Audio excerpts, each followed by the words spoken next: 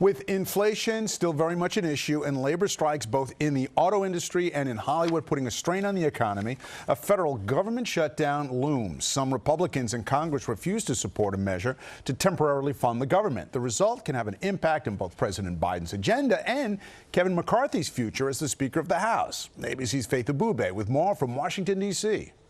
Sandra, David, we're now only 11 days away from a possible disruptive government shutdown and still no clear path for House Speaker Kevin McCarthy to secure the votes he needs, even within his own party.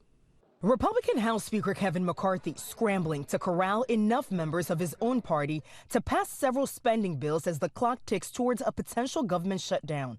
Deep divisions among House Republicans increasingly threatening what could be one of the largest government shutdowns in U.S. history. That is, if lawmakers are unable to approve new funding for government agencies by September 30th. It's not September 30th. The game is not over, so we continue to work through it. And I've been at this place many times before, and we're going to solve this problem. But on Tuesday, House Republicans could not muster the votes to pass their own defense spending bill after 5 hardliners blocked the measure from advancing.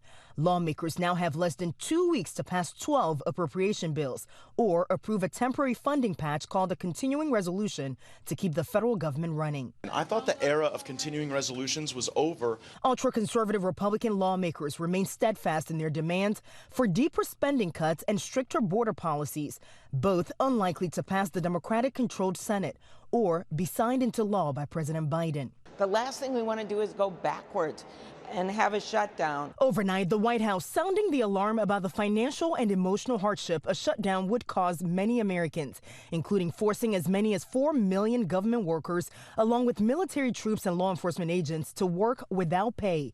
Money to fund disaster relief could run low, and 10,000 children would lose access to Head Start. We're pulling for the Speaker and hoping we can move forward. And while a shutdown would be devastating, essential government services would continue. Medicare, Medicaid, Social Security, and the U.S. Postal Service would not be impacted, but both Democratic and Republican lawmakers have said they want to avoid a shutdown.